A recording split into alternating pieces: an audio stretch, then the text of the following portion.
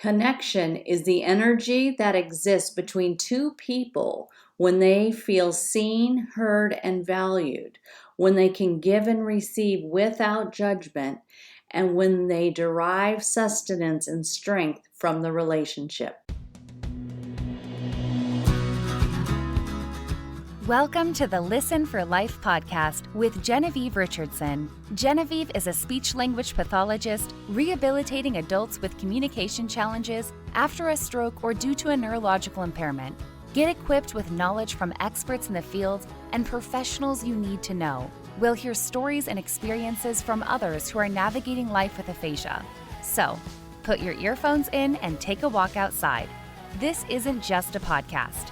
This is a community, a resource, and a support system. We're in this together. Do life.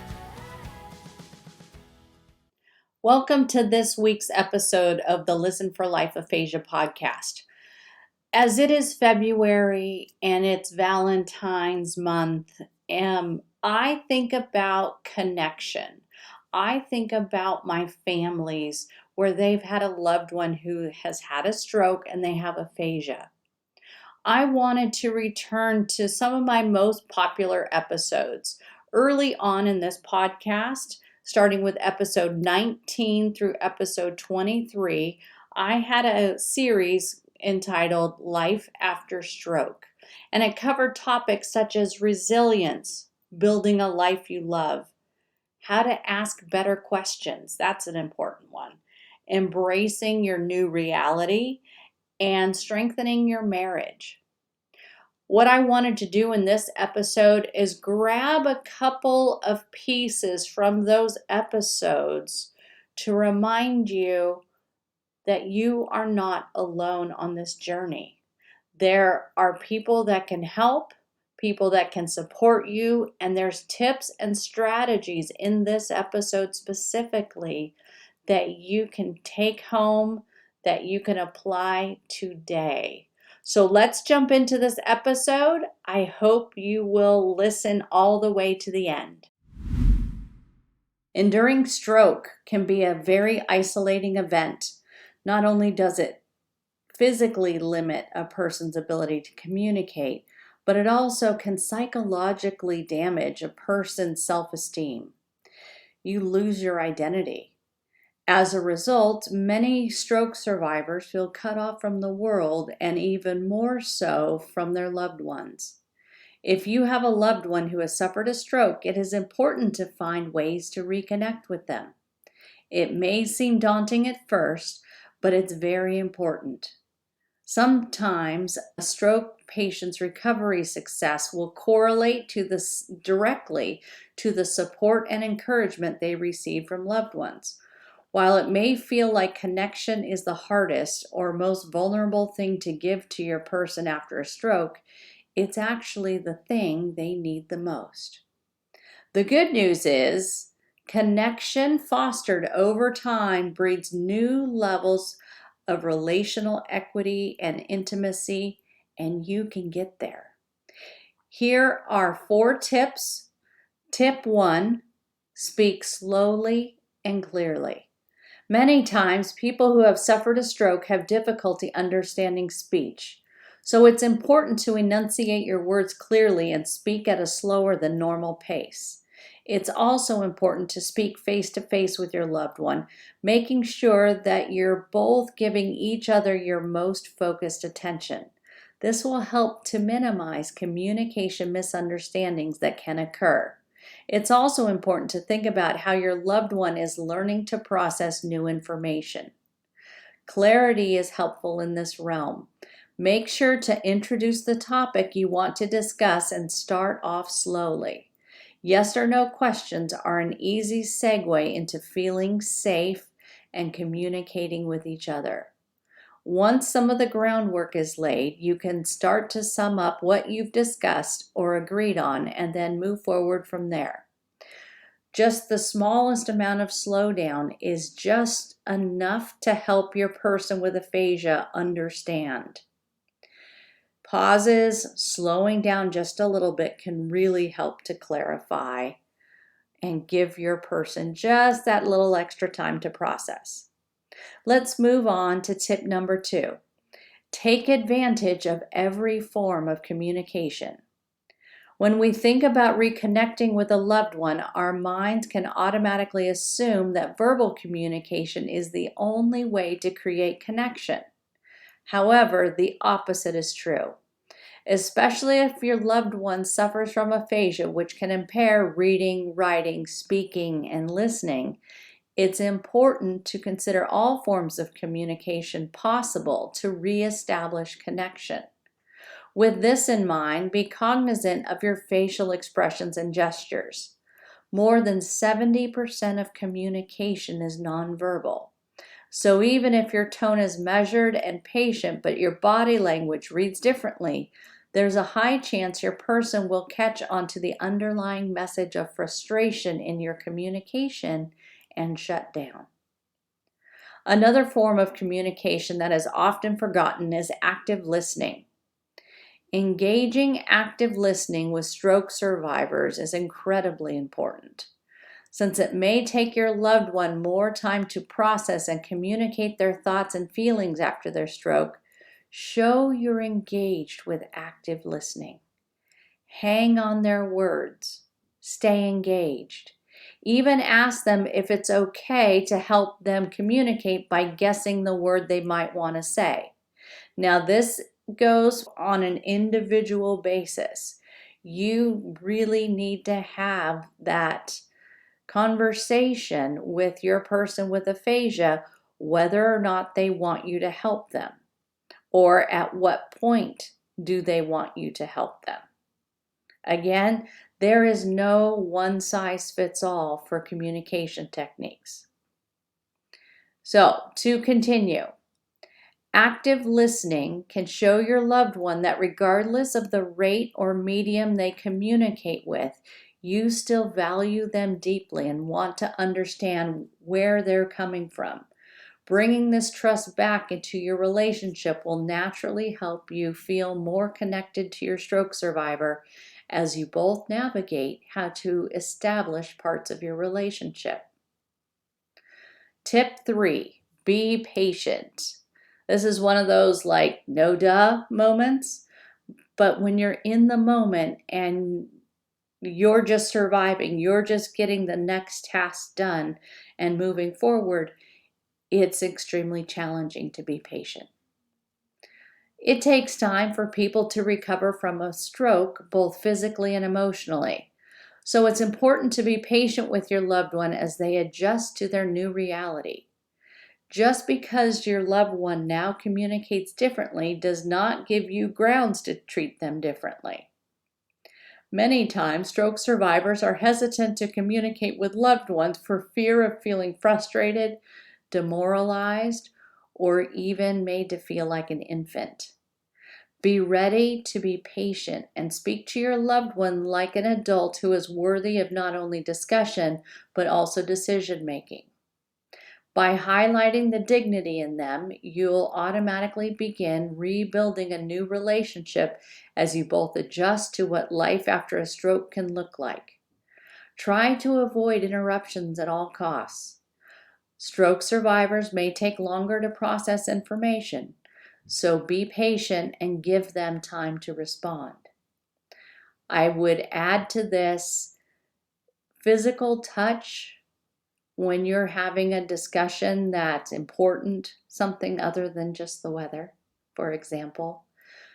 Holding their hand, putting your hand on their shoulder or on their arm can go a long way. Additionally, that helps you to make sure you are in the moment with them, communicating, and you are giving them your full attention. So tip 4, and this is the last of our tips for today, take one day at a time. Those who have survived a stroke and are on a rehabilitation journey will learn quickly that healing is not linear. This means that just because your loved one communicates a concept clearly the day before does not mean that they will necessarily be able to do the same thing today. The mysterious neuroplasticity of the brain takes time and effort to retrain, so don't hold your loved one to an unreachable standard. Instead, remind them that reconnection and communication are lifelong pursuits. Celebrate your small victories and take one day at a time, always hoping that tomorrow they will be stronger. Reconnecting with a loved one after a stroke can be difficult, but it's possible. By speaking slowly and clearly, using facial expressions and gestures, being patient, and taking one day at a time, you can begin to rebuild your relationship with your loved one after they have suffered a stroke.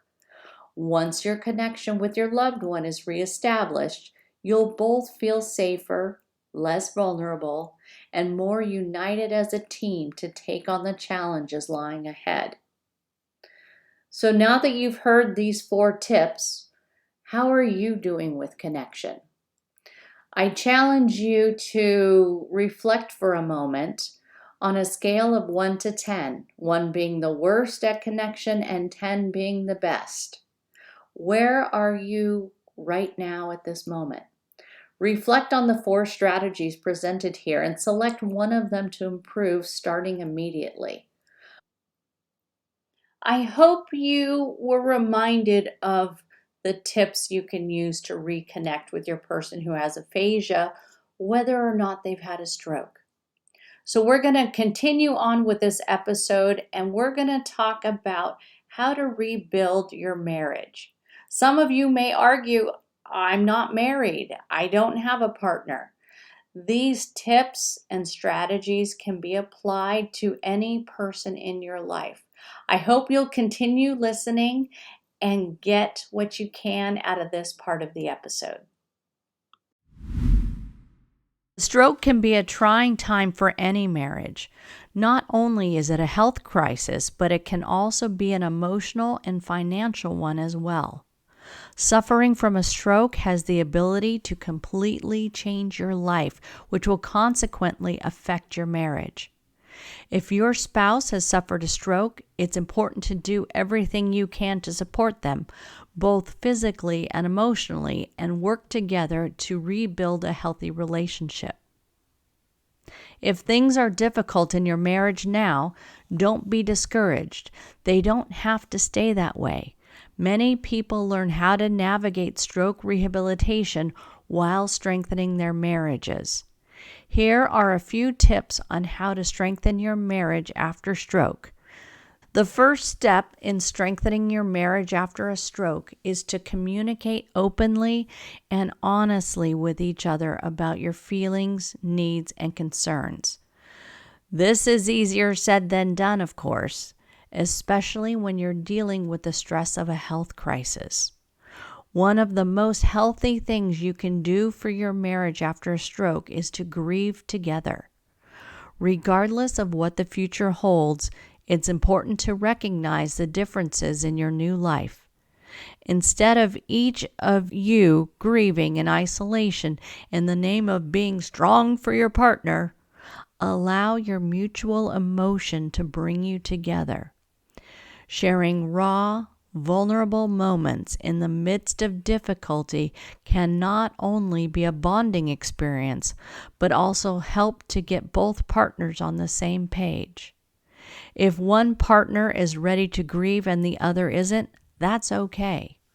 Another good way to build a healthy foundation for your marriage in a difficult season is acknowledge what each partner is going through, whether that's anger, grief, or overwhelm. Try to establish some mutual understanding in your marriage. Lean on each other for support. A stroke can be an isolating experience, so it's important to lean on each other for support, whether you're providing physical care or just being there for an emotional shoulder to cry on. Know that your presence makes a difference. It's okay to ask for help from family and friends too. You don't have to go through this alone. A specific way that you can lean on each other for support is to openly discuss the role differences in your marriage while dealing with the aftermath of a stroke. Many couples encounter role changes in their marriage because the stroke victim no longer has the same capacity to do the things that they could before. While this is not inherently bad, it can be difficult if roles are changing and there is not open communication around it. When giving and receiving has to look different in your marriage, it's important to communicate and reassign what each partner will be responsible for. That way, there is a shared reciprocity, even if it's on a smaller level, and you and your partner can get on the same page about working toward a mutual goal. Of course, these tips are general and broad. Each situation is different and every marriage is different. Make time for each other. It's easy to let your relationship take a back seat when you're dealing with a health crisis, but it's important to make time for each other, even if it's just 10 minutes before bedtime to talk or share a hug. We're going to continue this adventure by talking about resilience. Having a positive attitude can make a world of difference. Having faith in yourself, having faith in those that are around you, that are supporting you, knowing that if you focus one day at a time, you too can make a difference and keep moving forward. Let's listen. According to the Centers for Disease Control and Prevention, more than 785,000 people in the United States have a stroke each year. If you or a loved one have survived a stroke, rebuilding a life you love can feel challenging, daunting, and at times even impossible. However, there is hope and recovery to build a life you love post-stroke. Here are a few tips on how to start working towards the life you want and will love. Set realistic goals. Stroke recovery is rarely linear. One of the spouses that I work with had this excellent example about grief and coping with stroke. She said, think of grief as a wave that comes and crashes down on you, and perhaps one day you tumble and you fight to catch your breath and get back to the surface. Other days they're smaller waves and they might knock you down, but you get up more quickly. Know that on this journey after a stroke, there will be good days and bad days.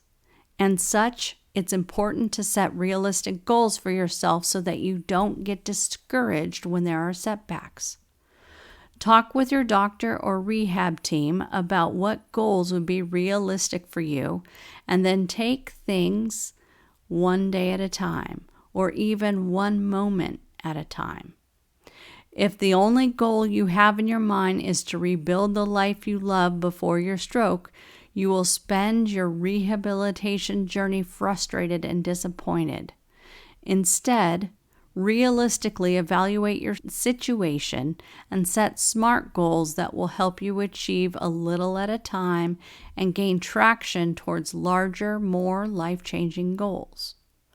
One of the most helpful things when it comes to setting and achieving goals is to visualize what you want your life to look like. For example, you can picture yourself feeling confident, learning a new skill, or progressing in rehab. The truth is that life after a stroke will look different than it did before, but that doesn't mean it can't be good or even great. It will take time, effort, and discipline and mindfulness, but it is possible to build a life you can fall in love with after surviving a stroke. These 4 tips are just the beginning of a long list, but they're a great starting point for anyone wanting to create or recreate their post-stroke life into something beautiful and rewarding. So I would challenge you to think about the goals you have for yourself if you're the stroke survivor, or the goals you have as the spouse or partner or caregiver of a survivor. Pick a tangible goal. Better yet, sit down, journal, do some brainstorming. Think about what areas would improve the quality of life for your person or with your person. Then, once you're done brainstorming, see if you can prioritize those. Are there any specific goals on that list that would be easy to accomplish and cross off the list? I feel most gratification when I can cross things off my list. I love a sense of accomplishment and seeing how far I've come. So I would challenge you to start with something easy and get those taken care of. If there's a bigger goal you want to achieve, break it down into pieces. Recovery is not linear. There are peaks and valleys constantly. Just because you took 2 steps forward today doesn't mean you won't take a step back tomorrow. Try not to let that discourage you. Take a big goal, break it into pieces, and keep moving towards it. We are moving on to resilience.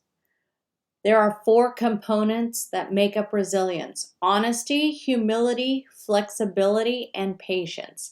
Keep listening to learn more about these components of resilience. What is resilience? Resilience refers to an individual's ability to cope with stress and adversity.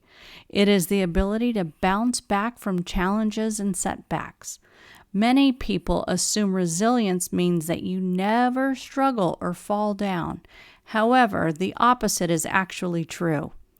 To be resilient, we have to experience painful, stretching situations. I sure wish it weren't so.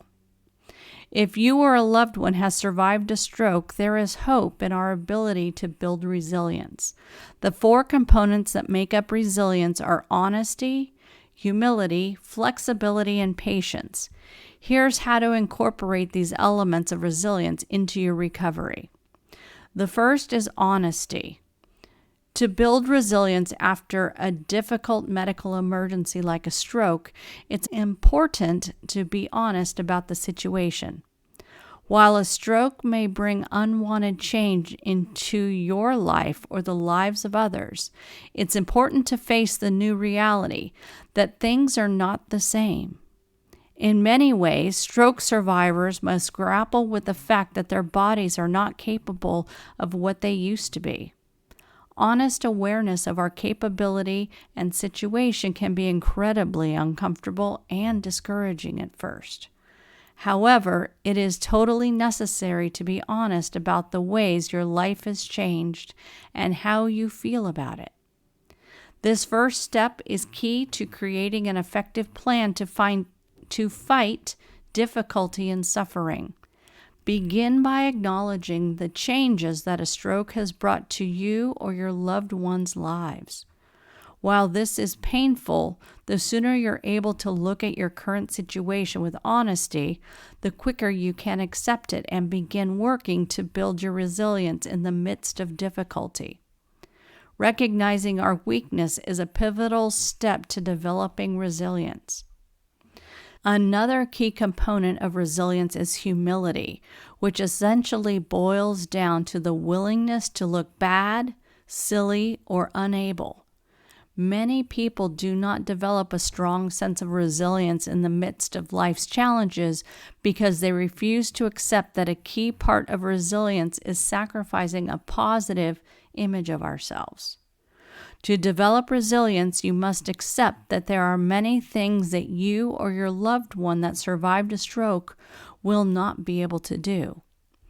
This realization requires a sacrifice of pride to make the decision that your health and progress are more important than the way you may look or feel while relearning basic tasks. Consider allowing the mask of self-sufficiency to fall away and be replaced with a humble attitude. You'll be amazed at how far this small attitude shift will take you on your rehabilitation journey. Let's move on to flexibility. Flexibility is the third component of building resiliency in your rehabilitation journey. Flexibility gives you the power to adapt to your difficult situation and use the same force that is holding you down to push you back up. A huge part of understanding and embodying flexibility is crafting the ability to accept support when you need it. In the wake of a life-changing stroke, many things will be challenging. However, if you can be flexible and allow others to help, support, and teach you, your chances of positive rehabilitation are far higher. If you enter this new and challenging season of life with a rigid mindset, refusing to accept the changes that need to be recognized, it will be far more difficult to build resilience and also create a life that you love. Try embracing flexibility after your stroke. It is uncomfortable. However, the more you incorporate being flexible into your day in small ways, the more natural it will feel. These small moments of flexibility set up a long-standing foundation that can push you towards resilience and forward motion and away from stagnation. Patience is our last area that we'll cover today. Many say that patience is the most crucial part of resilience. One of the easiest ways to develop patience in the midst of hardship is to embrace a playful mindset and experiment, observe, and play. A playful mindset allows us to fully engage in what our current reality is. For example, if you or a loved one struggled to complete a common task, try again that same day and flex the muscle of patience. If you are still not able to complete the common task, set it aside and experiment with something that you can do. Play with the little things around the house and see what your body and brain will allow you to move forward with. A patient mindset consistently invites curiosity into the equation, and when patience and curiosity are combined, the results can be staggeringly positive. We don't develop patience by sitting still until our lives return to normal. This just isn't a reality. Instead, we rest, play, and creatively engage with our surroundings to strengthen our patience and ultimately build our resilience in the face of difficult illness. Building resilience after a stroke takes time, effort, and patience, but it is possible. By accepting your new reality, connecting with others who understand, taking care of yourself physically and emotionally, and setting small goals along the way, you can build the strength you need to live a fulfilling life after stroke. So those 4 areas we talked about today are honesty, humility, flexibility, and patience. Thanks for listening to this week's episode. We brought you excerpts from the 5-part series, Building a Life After Stroke. Those were episodes 19 through 23 of the Listen for Life Aphasia podcast. I will link each of those episodes in the show notes. And speaking of show notes, have you checked out the Listen for Life Aphasia podcast.com website? I am super excited to bring this website to you. And here's why. I have this separate website where all of the podcast content lives. And on that website is LP. I think I'm going to call him LP, the Life Podcast Robot. LP lives on the podcast website, and you can ask him questions. You can say something like, what episode talks about grief? What episodes talk about self-care? These kinds of questions. You can ask about anything we've covered on these episodes. As we continue to add episodes, LP is going to be able to reference that material and get you to the exact spot in the episode where I talk about whatever it is the topic you put in. The website is under construction. You are still able to go log in and look at it. If you use LP for searching, LP is going to ask for your first name and your email address. And that is just a security safety thing that we are able to track who is coming into the website and who's accessing the material. I hope you've been reminded of some of these simple action steps you can take to help with connection and building your resilience and to keep moving forward. Remember, you are not alone on this journey. There are professionals, there are family, there are friends, there are neighbors that are here to support you. You don't have to do this alone. If we can support you on your journey in whatever way you need it, please reach out. You can always book a free consultation by going to dolifespeechpathology.com, and on the home page, you can't miss it, it says book a free Zoom consultation.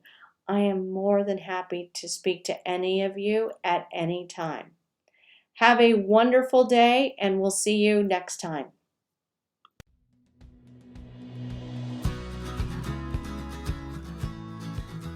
Thanks for tuning in to the Listen for Life podcast. We hope you feel empowered and supported. Head over to listenforlifepodcast.com to see the show notes with links and information from today's episode. Do you have a topic, a resource to share, or a guest recommendation?